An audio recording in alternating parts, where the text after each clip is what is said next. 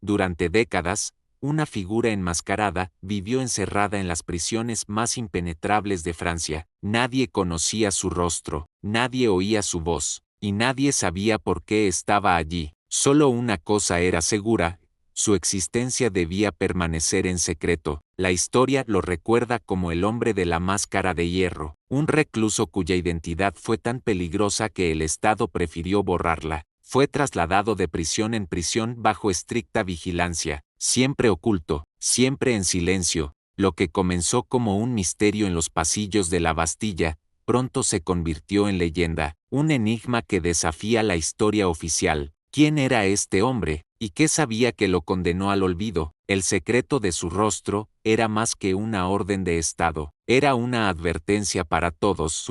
Hay verdades que no deben salir a la luz. El primer registro oficial data de 1669. Bajo el reinado de Luis XIV, un prisionero fue enviado a la prisión de Pinerolo en Italia. Iba encadenado, bajo vigilancia constante y con el rostro cubierto por una máscara, no de hierro al principio, sino de terciopelo negro. El alcaide encargado era Benigne d'Auvergne de San Mars, quien sería su custodio durante décadas. Lo siguió a cada prisión, Exiles, Sainte-Marguerite, y finalmente la Bastilla. Cada traslado era una operación secreta, cada visita estaba estrictamente prohibida. Los carceleros recibían instrucciones precisas. El prisionero debía ser tratado con respeto, nunca se le debía preguntar su nombre, nunca se le debía ver el rostro, y cualquier contacto debía ser limitado y vigilado. Esta combinación de cautela y reverencia alimentó aún más el misterio. ¿Era un criminal o alguien de sangre real, un traidor o un mártir del sistema?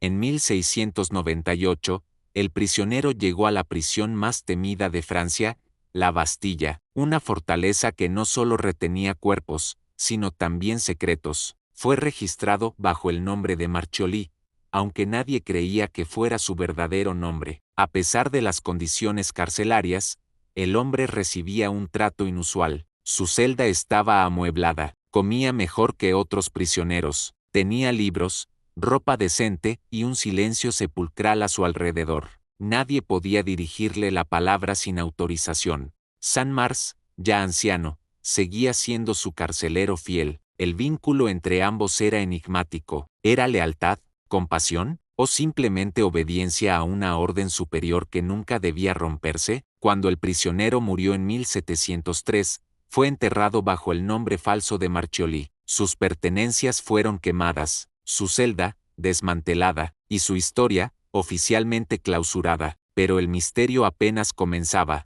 Con el paso de los años, comenzaron a surgir hipótesis sobre su verdadera identidad. Una de las más populares sostenía que era hermano gemelo del rey Luis XIV, un heredero legítimo, ocultado por razones políticas, alguien que, de ser reconocido, podría haber desestabilizado el trono. Otros afirmaban que era un noble que conocía secretos que no debía, un consejero caído en desgracia, un general traicionado, incluso un padre incómodo. Todos coincidían en algo: su rostro debía permanecer oculto para siempre. La máscara, según algunas versiones, fue reemplazada por una de hierro, incómoda, pesada, inhumana, un símbolo del silencio forzado, de la identidad arrancada, pero también un símbolo de resistencia, porque durante más de 30 años, ese hombre vivió sin revelar su secreto, y quizás, esa fue su mayor victoria. Investigadores han rastreado archivos de la época buscando coincidencias. En algunos, el nombre Eustache d'Auger aparece como un posible candidato, un sirviente que supuestamente sabía demasiado, pero los datos no concuerdan del todo. Fechas,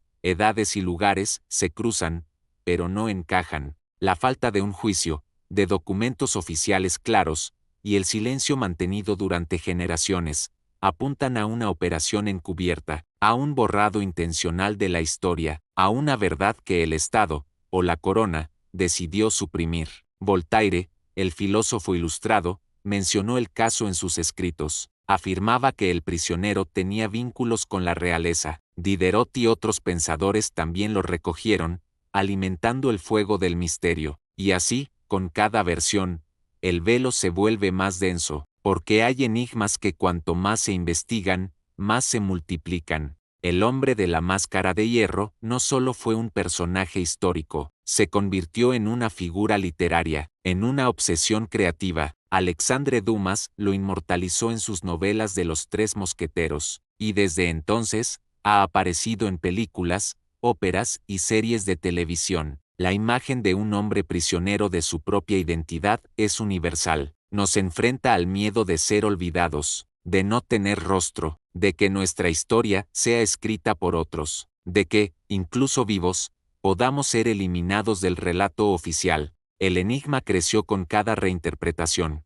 y con cada versión, el misterio se vuelve más fascinante, porque lo que no se dice, lo que se oculta, es lo que más poder tiene sobre nuestra imaginación. Incluso hoy, el hombre de la máscara de hierro aparece como símbolo del misterio institucional, un rostro sin nombre, una historia sin resolución, y una pregunta que, más que cerrarse, se renueva con el tiempo, porque lo inexplicable, lo que desafía las versiones oficiales, es lo que perdura en la memoria. A lo largo del tiempo, historiadores han intentado cerrar el caso, establecer una identidad concluyente, ofrecer un rostro para poner fin al misterio, pero ninguna teoría ha sido irrefutable, ninguna ha convencido a todos. El Estado francés nunca ha dado explicaciones definitivas, y eso, para muchos, es la prueba más clara de que hay algo más profundo, más oscuro, más peligroso. El silencio prolongado no es casual, es estratégico, y cuando una historia es protegida por tanto tiempo,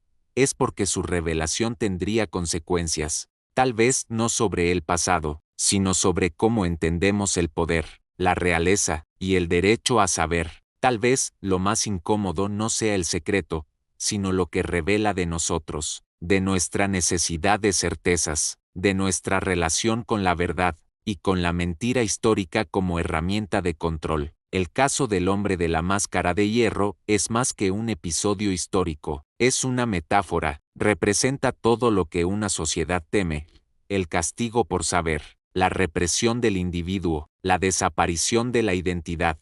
Su celda es la celda de todos los que han sido silenciados, su máscara, la que muchos han tenido que llevar para sobrevivir, y su historia, una advertencia que resuena a lo largo de los siglos. ¿Quién era? Tal vez nunca lo sabremos, pero su existencia nos obliga a hacernos otra pregunta: ¿cuántos más como él han sido borrados? ¿Cuántos viven en el anonimato impuesto? ¿Cuántas voces han sido silenciadas en nombre del orden? El hombre de la máscara de hierro es un símbolo de lo que se reprime, de lo que se teme, y de lo que, pese a todo, sobrevive, aunque sea en forma de pregunta sin respuesta. La historia oficial dice que murió y fue enterrado, que el caso está cerrado, pero la leyenda sigue creciendo, porque no se trata solo de un hombre, sino de un sistema que puede fabricar olvido con precisión quirúrgica. El hombre de la máscara de hierro es el eco de todos aquellos que fueron apartados sin juicio. Es la sombra que se proyecta cuando la verdad se convierte en amenaza. Es la advertencia de que el poder,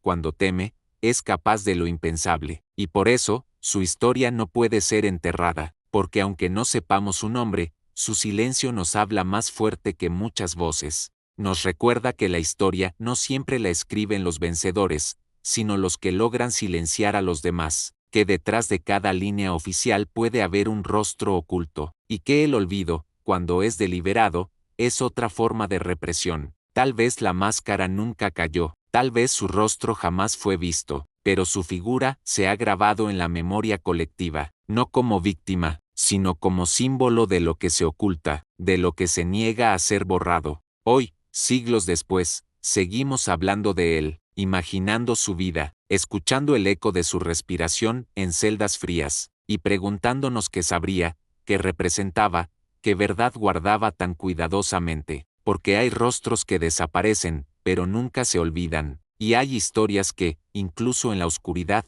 iluminan todo lo que quisieron mantener en tinieblas, y mientras sigamos preguntando, mientras sigamos buscando, el hombre de la máscara de hierro no habrá desaparecido del todo, porque su historia, como toda gran advertencia, sigue viva. Has cruzado el umbral silente, Acompáñanos a desenterrar los secretos que la historia quiso encerrar bajo llave, porque hay rostros que desaparecen pero nunca se olvidan. Suscríbete y sigue rastreando lo que otros niegan haber visto.